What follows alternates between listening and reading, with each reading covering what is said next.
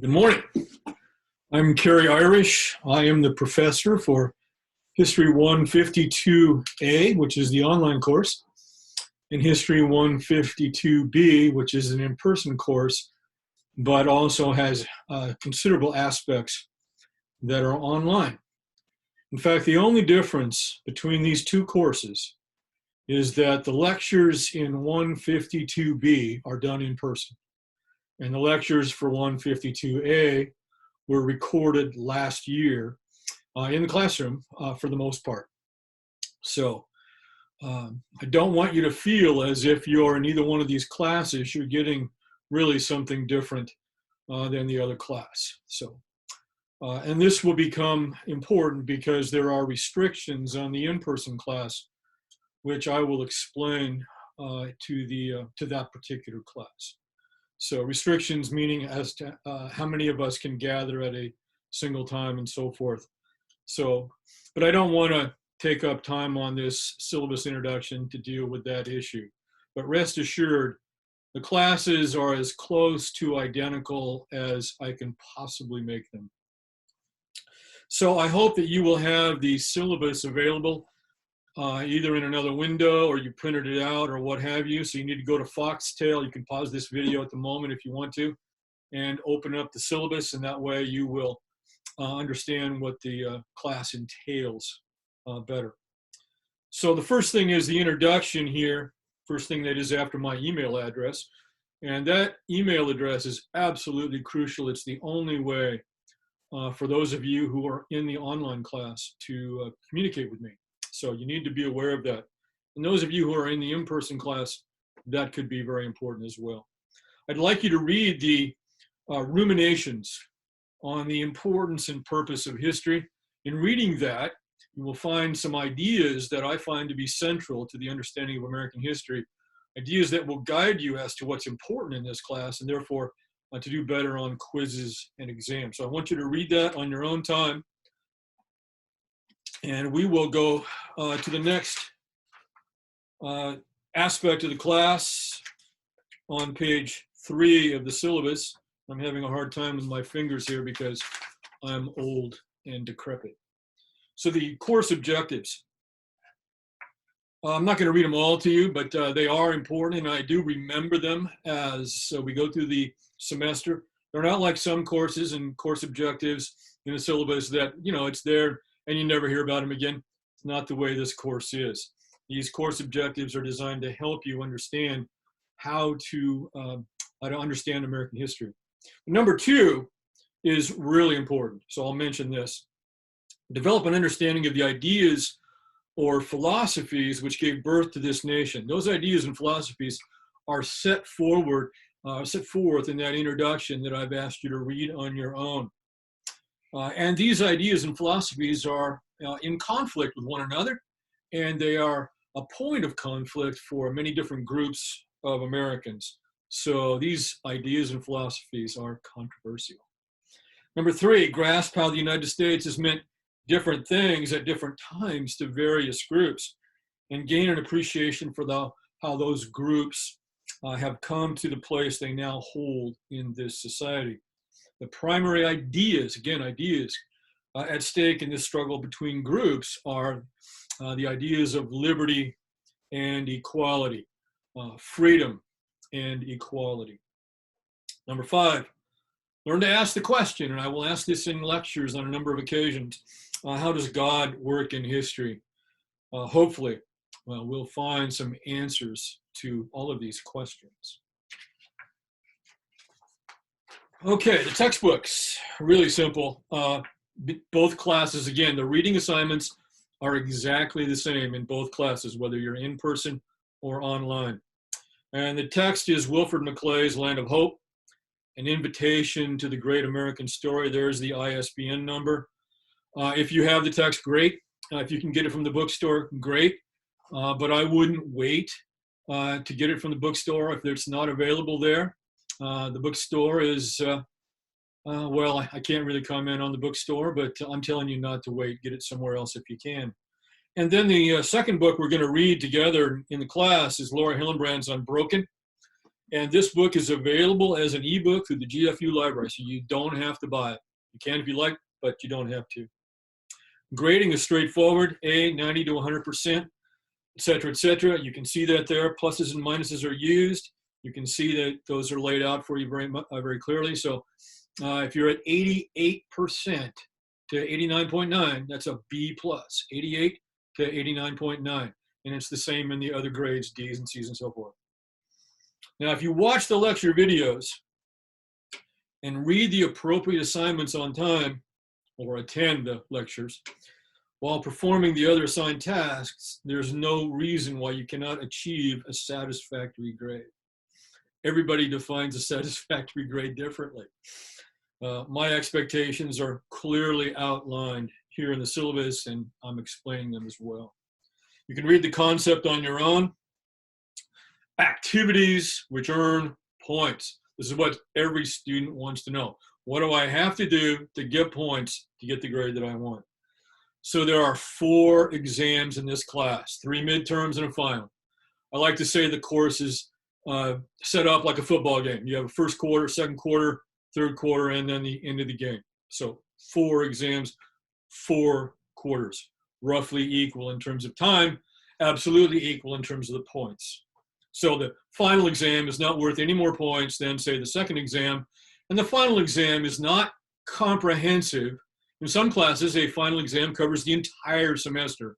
This is usually a headache for students. Not in this class.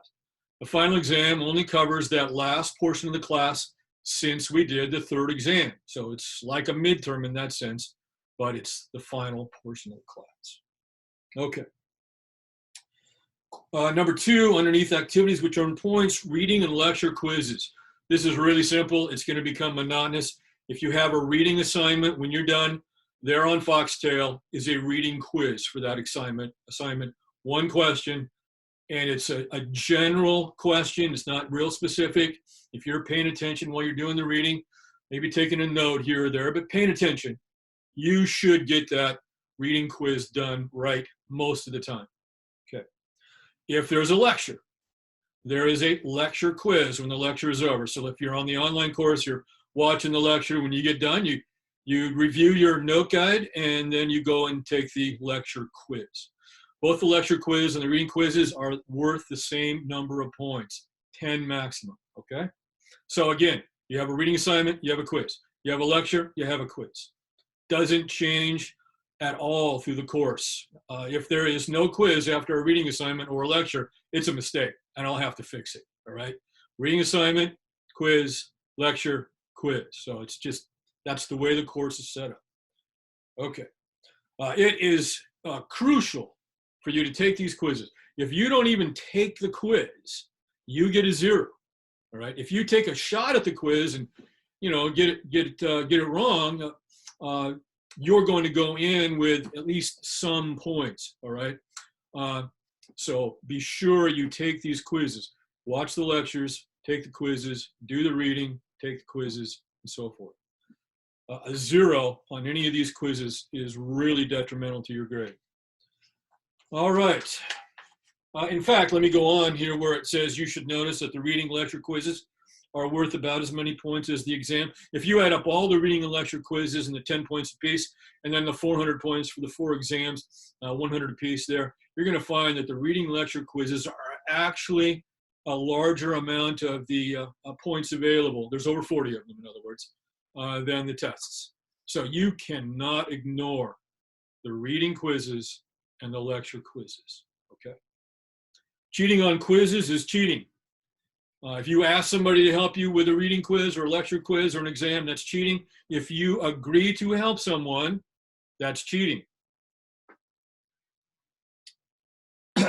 Forums, okay. So there are a forum requirement, again, in both classes, in person and online. There are 8 forums spread throughout the semester. The forums provide you an opportunity to tell me and your classmates what you think about an important historical question. For each forum, students will write a primary post of at least 150 words in which you are responding to the question that I put in the forum. The question is different for each of the 8 forums, but everybody will respond to the same question. And so you put 150 words of thought into your primary response. So then, once you've done that, you will go read the primary response of other students.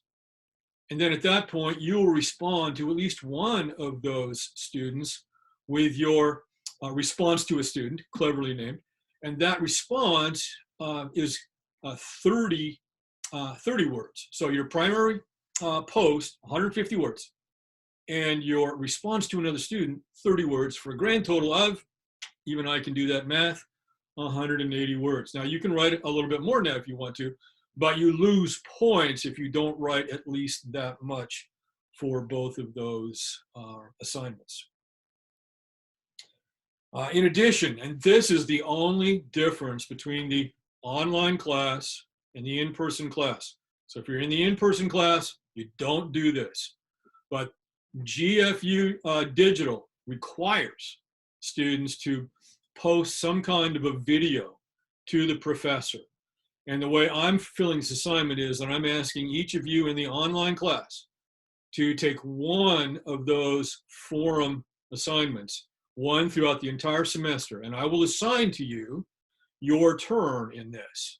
So in the first forum, I'm going to pick 10 or 12 people or so to do their forum as a video. The good news is that if you do the requirement as a video, when you're assigned to do that, you get the maximum points, okay? It's a little bit of extra effort, and I assign you 10 points if you meet all the specifics on that video, okay? More about the points for the forum in just a minute.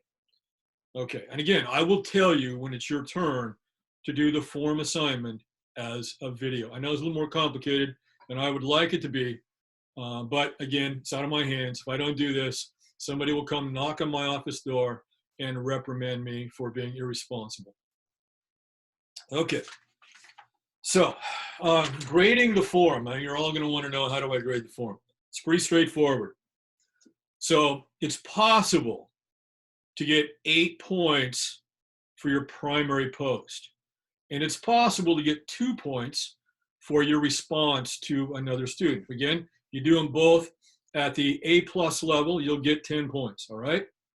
But if you just hit the requirements, okay, and I've already explained the requirements. Actually, I'll do a little bit more of that in just a moment. If you just hit the requirements, you do the basics, you're gonna get 9 out of 10, which is an A-. Okay, so grading the forum. If a student fulfills the word requirement, 150 for the primary post, and answers the question according to the rules of forums. You'll see the rules of forums down there in the next section of the syllabus. You will get 7 for your primary post. And then you do the rules for the response to another student. That's 2, 2 and 7 together, that's 9, okay? 9 out of 10, A- for just doing the basics. If a student does some unusual work, high quality work, perhaps some extra research or what have you, or an original thought that it just catches my mind, my imagination, and I say to myself, wow, that's interesting, then you might get that extra point and get that 10, which is an A+. I think you'll all agree with me that if you're going to get an A+, it ought to be something exceptional. It should not be something that everybody gets. So I'm kind of old-fashioned in this sense. An A+ is extraordinary work. So I reserve that extra 1 point for those handful of responses in any given forum week that I find extraordinary, unusual, exceptional, etc. Okay. Now the rules of forums. Again, I've mentioned some of these already, but I'll just go over them again. All right, the primary post, 8 possible points, 7 for fulfilling the basic requirement. That is 150 words. And here is a little bit of new information. During this primary response, you need to make a clear reference to the reading or the lecture.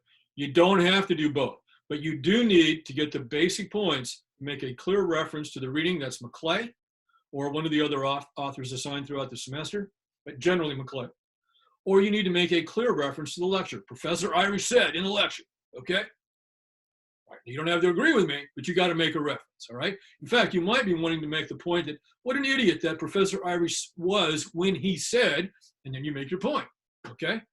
Now, if you actually use the word idiot towards another student, that would be impolite. That would be a violation of the rules of forums.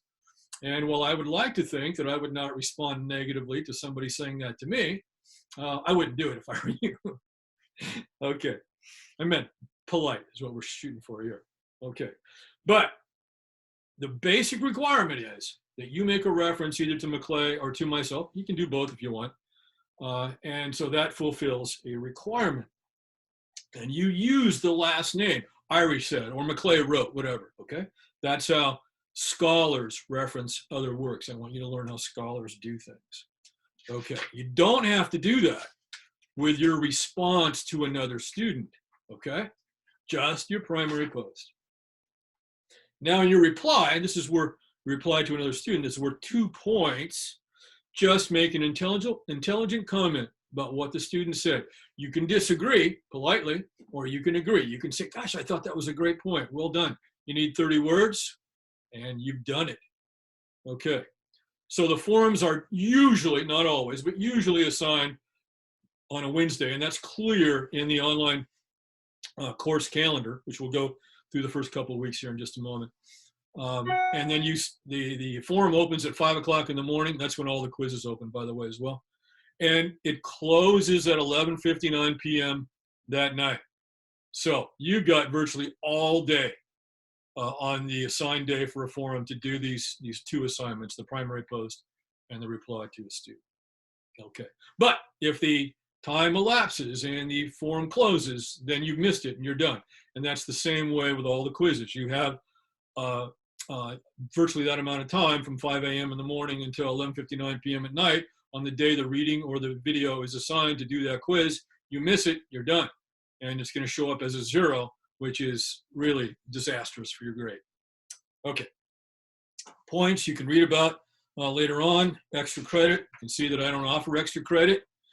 So focus on the quizzes from the beginning and don't pass off one of those exams as being unimportant, okay? Study for them.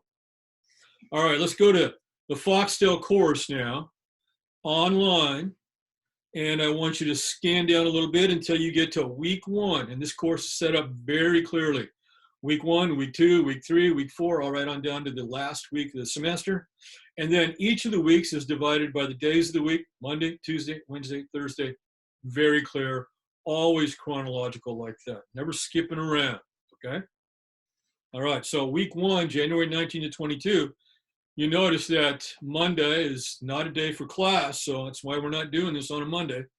It's Tuesday. So what are you supposed to do on Tuesday, the 19th? Read the syllabus. Well, that's what we're doing right now. You should have already read it, I hope. You're watching the syllabus video, and then you're going to be very familiar, of course, with what the class is. So Tuesday, it says, watch the syllabus explanation lecture on Foxtel. It's what you're doing. Okay, now you've got a reading assignment for Tuesday. Right there, read Maclay, your textbook, chapter 12. You read the whole chapter. What do you do after you get through reading Maclay, chapter 12? You will see on the Foxtel list there on week 1, take this reading quiz on Maclay, chapter 12. You can't confuse that. It's as clear as it can be, okay? So then you open up that quiz. You'll see that you got about 1 minute. First week, I'm kind of easy on this. And then you'll have a quiz question from Maclay, just one. That's your one shot. I try to make these questions something that, if you're paying attention in the reading, is relatively obvious. I'll teach you better, more about how to do that as the semester goes on. Okay, so Wednesday, if you're watching this on Tuesday, that's tomorrow, of course, you have another reading assignment. Maclay, chapter 13, to page 231, where it says, see it the same way. You read that, you stop. You're done. What do you do now? That's right. You take the quiz. Again, it's a 1-question shot. Okay. Thursday, you see that there is a note guide to print. Okay, this is always the case for the lectures, except for one coming up, but I'll explain that in just a moment. So And if you're in the in-person class, you don't have to print the note guide. I will bring the note guide to class for you. We'll hand them out just before I start the lecture in class, okay? But the note guide is just that. It's a guide to notes, and it helps you follow along with the lecture. Because I give you the note guide, I never stop and write anything on the board or turn my back to you and interrupt things to write something on the board. Don't do that. You got the note guide, it's right in front of you there. And then you fill it out with what you think is important relative to the topic that I'm talking about at the moment. And the note guide follows the lecture. And if you're in the online class, well, and you'll have this too, by the way, if you're in person, because I changed all the note guides to have this. You have a timestamp on important parts of the note guide. If you go to that timestamp on the online video, that will take you to exactly at that point. This is handy if you want to stop the lecture and come back and watch the rest of it at some point, or if you want to go back and study something from the lecture in particular. Okay, so you got a timestamp on the note guide. So again, if you're online, you print the note guide before you watch the lecture. You fill it out as I go through the lecture that you're watching. The great thing about that is you can stop that lecture at any moment and take your time and fill something out, okay? If you're in the in-person class, you can't press a button and stop me. I'm just gonna keep on going. Now, if I really confuse you, of course, you can raise your hand, but that's an advantage to the online course, is you can stop the lecture and take as much time as you want. Now, I caution you, if you're taking more than 10 minutes over what the time of that lecture is to do that, you're writing too much stuff down. I can understand taking maybe 10 extra minutes, but remember, those note guides were designed to be filled out in real time while I was giving a lecture, okay? So students do that. You don't have to stop it, but you can if you want to. So again, you print the note guide, you watch the lecture. If you're in the in-person class, you come to class, I give you a note guide, you listen to the lecture. It's the same lecture. I've given the same lectures for I don't know how many years. Okay, so when you get done with the lecture, you take the quiz. Friday, there's another lecture. Watch the lecture of the long death. So again, you're going to print the note guide. You're going to watch the lecture. You're going to take the quiz. Let's go to week 2. Monday, read Maclay, chapter 13, from page 231, beginning at where you left off before. Asia was always, you read this time to the end of the chapter, okay? And what do? Take the quiz. Tuesday, you'll see that you have another lecture on industrialism, so you're going to print the note guide as needed. You're going to watch the lecture. You're going to take the quiz. Wednesday is form number 1. You'll see that right there on the Foxtail site. When you open that, it'll show you what the question is that you're supposed to respond to. And you will post your primary response, 150 words and so forth. If you're really early in this, there may not be anybody else to read, so you'll have to come back later and do it.